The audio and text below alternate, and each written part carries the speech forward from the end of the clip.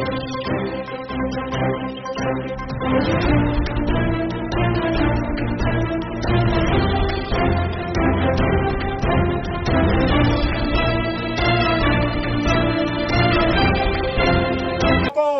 मैं आमंत्रित करूंगा, मैं जानता हूं कि अब आपकी तालियों की गड़गड़ाहट रुकने वाली नहीं है, क्योंकि ये उद्बोधन, ये संदेश प्रदेश के कोने कोने पे ले जाने वाले आप जो नौजवान, जो हमारे अनुभवी नेता सामने विराजमान हैं, वो ही लेके जाएंगे। मुझे फक्र है ये कहते हुए, मुझे गर्व है उस नेता पे जो इस सदन के अंदर राजस्थान की 8 करोड़ जनता की आवाज को मुखर करते हैं और सड़क पे भी लड़ाई लड़ते हैं, संगठन के साथ कंधे से कंधा मिला के चलते हैं।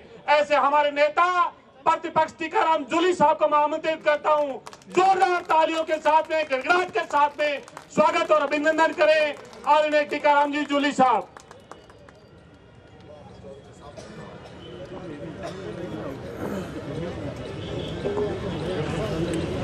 आज इस देश के अंदर जो अडानी का गठबंधन है, देश के अंदर जो क्राइम हो रहा है, मणिपुर की जो घटना हो रही है, इन सब बातों को लेकर आयोजित इस धरना और राजभवन के घेराव कार्यक्रम में हमारे बीच में उपस्थित प्रदेश के हमारे ऊर्जावान प्रदेश अध्यक्ष आदरणीय गोविंद सिंह जी डोटासरा साहब, प्रदेश के आम आवाम की आवाज, गरीबों के मसीहा, पूर्व मुख्यमंत्री आदरणीय अशोक जी गहलोत साहब, प्रदेश के पूर्व डिप्टी सीएम, पूर्व अध्यक्ष और नौजवानों की आवाज हमारे एआईसीसी के महासचिव आदरणीय सचिन जी पायलट साहब, मंच पर मौजूद हमारे सभी सम्मानित पीसीसी के पदाधिकारीगण, पूर्व मंत्रीगण, वर्तमान विधायक, पूर्व विधायक, सभी जनप्रतिनिधिगण, उपस्थित सभी पत्रकार बंधुओं, आज हम सब लोग ये देख रहे हैं कि ये देश किस दिशा की ओर जा रहा है। एक उद्योगपति किस प्रकार से 10 साल के अंदर टॉप 10 के अंदर आ जाता है। लगातार आरोप लगते हैं, लेकिन सरकार ने आज तक जांच नहीं कराई। जो व्यक्ति अमेरिका के अंदर गैर जमानती वारंट है, जिसके खिलाफ वहां से भगा हुआ है, उसके खिलाफ हिंदुस्तान की संसद में यह मांग की जाती है कि इस पूरे मामले की जांच होनी चाहिए, क्योंकि जो रिश्वत हिंदुस्तान के अंदर दी गई उस पे केस अमेरिका में चल रहा है और हिंदुस्तान के अंदर अडानी और मोदी गठबंधन बनाकर उसको बचाने का काम कर रहे हैं। ये छोटी बात नहीं है। मीडिया चुप है, कितने भी आरोप लगा लो, 2 लाइन में छाप के बंद कर देता है। मैं पूछना चाहता हूं, इतना बड़ा इशू, इस देश के अंदर इतना बड़ा भ्रष्टाचार,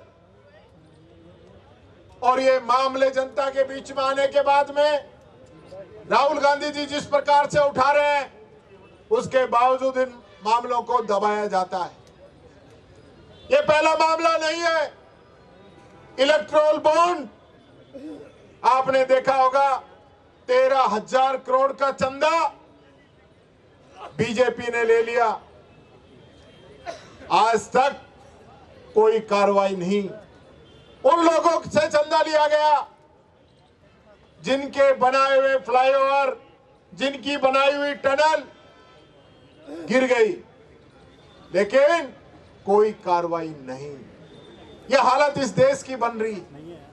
और मैं कहना चाहूंगा, मणिपुर के हालात किसने नहीं देखे? हमारी माताओं बहनों को निवस्त्र करके सड़कों पे दौड़ाया गया और हम सब लोग हाथ पे हाथ धरे बैठे रहे। सरेआम सड़कों पे बैठा उनको गोलियां मारी गई, लेकिन पूरा देश चुप रहा। जिस प्रकार से मणिपुर के अंदर ये तांडव पिछले 1.5 वर्ष से चल रहा है और मोदी जी को वहां जाने का समय नहीं मिल रहा है। वहां का मुख्यमंत्री कहता है ये पहली घटना नहीं है, ऐसी सैकड़ों घटनाएं हो चुकी हैं। वहां भी तो डबल इंजन की सरकार है। ये इन लोगों का इस देश से कोई लेना देना नहीं। ये चाहते इस देश की जो संपदाएं हैं उसको अडानी अंबानी जैसे लोग उनको दे दिया जाए, इनका खर्चा वहां से चलता रहे, ये लोग चाहते हैं और कर रहे हैं। यह हालात क्या है पूरे प्रदेश के अंदर? कल मोदी जी आए, भीड़ नहीं जुट रही थी। प्रताप जी कह रहे थे आंगनवाड़ी वालियों को लेके आए, उन बहनों को ही नहीं, ये तो नरेगा की लेबर को भी भर लाए। खुद भरतपुर से जहां से मुख्यमंत्री आते हैं वहां से नरेगा की लेबर को भर के लेके आए बसों में, उनके इंटरव्यू वायरल हो रहे। जब क्षमता नहीं है तो क्यों बुलाते हो? क्योंकि आपकी हकीकत सब जान चुके हैं। स्कूलों की जबरदस्ती छुट्टी करवाते हो, ये सारा खर्चा सरकार के नाम बांटते हो, और किस नाम का आप उद्घाटन कर रहे हो? जिस बांध का कल मोदी जी ने उद्घाटन किया है वो बता दे इस सरकार ने उसमें 1 रुपया भी दिया हो, 1 रुपया भी। टोटल पैसा हमारी पूर्ववर्ती गहलोत सरकार के समय का है। ईसरदार नवनेरा दोनों बांध बन के कंप्लीट हो चुके हैं। सारा प्रोजेक्ट हमारी सरकार ने उसको आगे बढ़ाने का काम किया। कोविड जैसे हालातों के बाद भी इस स्कीम को शुरू किया और कल मोदी जी कह रहे हैं कि कांग्रेस ने इसको रोका है। तो आप अपने आप को विश्व का सबसे शक्तिशाली आदमी बताते हो, तो फिर कांग्रेस के रुकने से कैसे रुक गया? इसका मतलब तो आपसे ज्यादा ताकतवर कांग्रेस है जो काम को रोक सकती है और आप करा नहीं सकते। बड़ी शर्म की बात। देश का प्रधानमंत्री इस प्रकार की झूठी बातें बोलता है। अमर डोटासरा जी बात कर रहे थे, क्योंकि मां नर्मदा का पानी झुंझुनू में भी आ गया। ये झुंझुनू वाले लोग बैठे, बता दो भाई कि नर्मदा का पानी झुंझुनू में चूरू में आया। यानी जिस व्यक्ति को यही नहीं पता कि हो क्या रहा है, कि जो मर्जी जो बोल दो, हनुमानगढ़ का भी कह दिया। और ये जो मटके भर के ये फोटो और ये नाटक कर रहे हो ना, ये सब जान रहे हैं किसका पानी कहां मिल रहा है, सब लोग जान रहे हैं।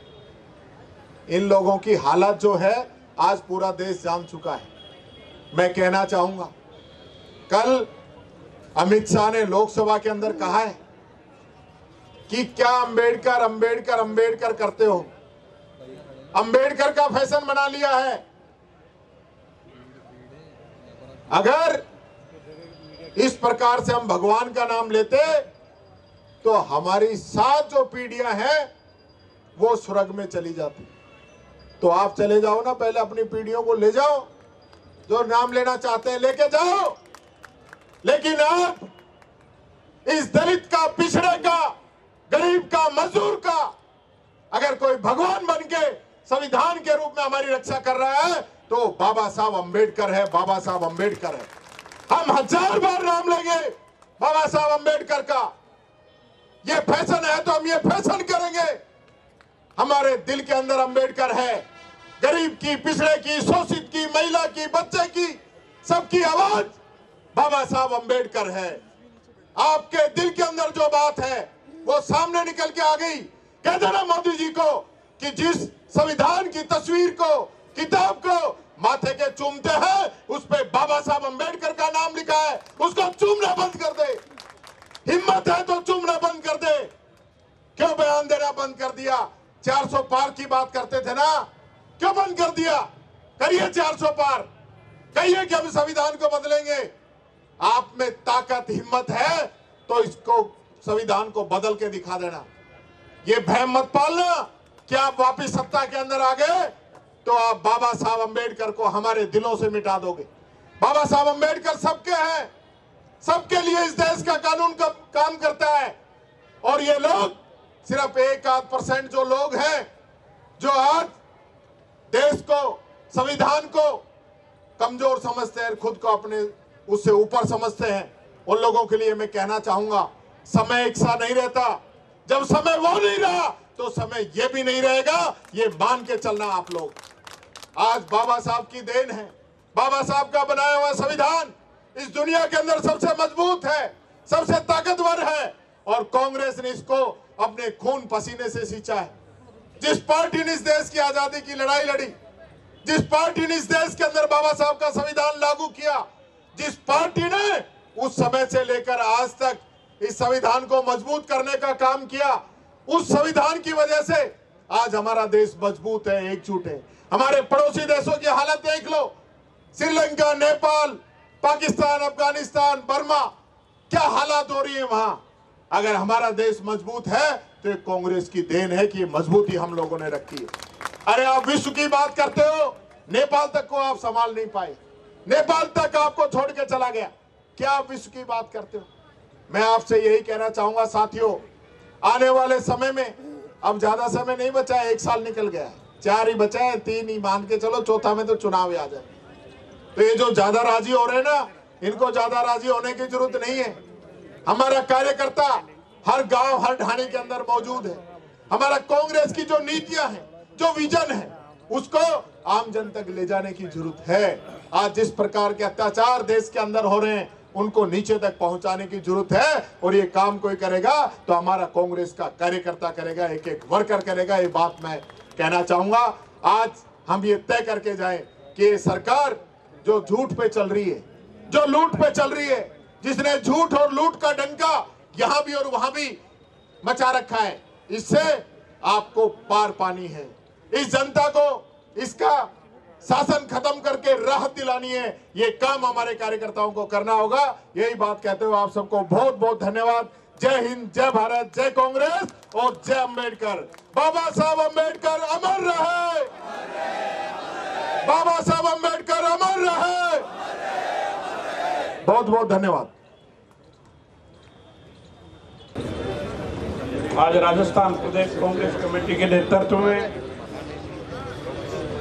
जो धरना आयोजित किया गया, उसमें हमारे बीच में कुछ ही समय में हमारे प्रदेश अध्यक्ष जी आदरणीय गोविंद सिंह डोटासरा जी, टीकाराम जूली जी, तमाम यहाँ पे बैठे पूर्व मंत्री, विधायक, सभी प्रदेश पदाधिकारी, जिला, ब्लॉक, मंडल, सभी सम्मानित मंच, साथियों, तो केंद्र में हमारे केंद्रीय नेता आदरणीय खड़गे जी और राहुल गांधी जी ने जो मुद्दा उठाया कि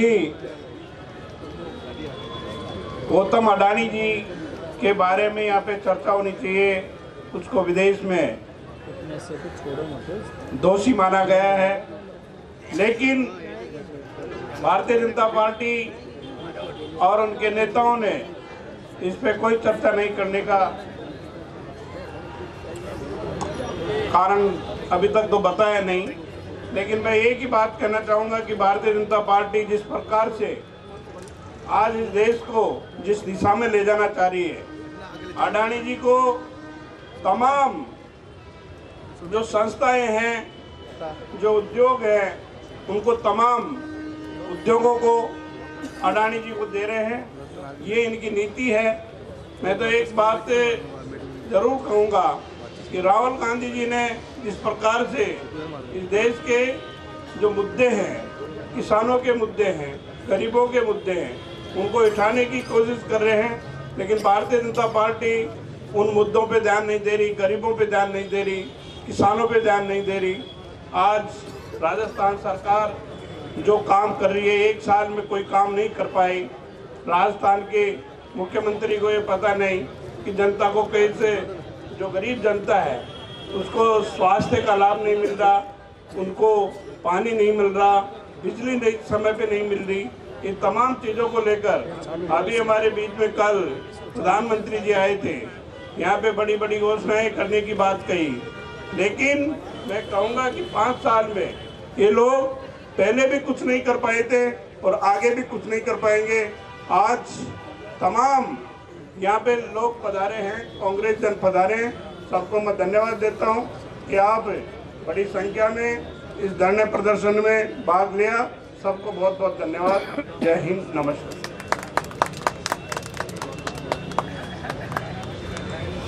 बहुत बहुत आभार गोपाल जी।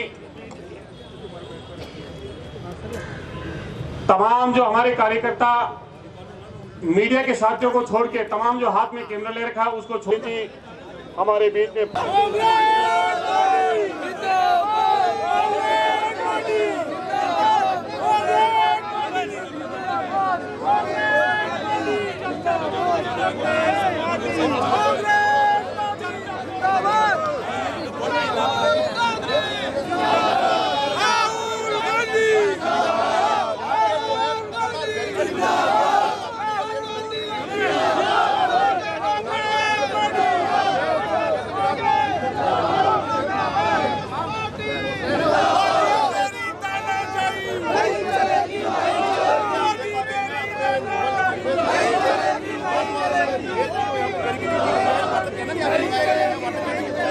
अगर ये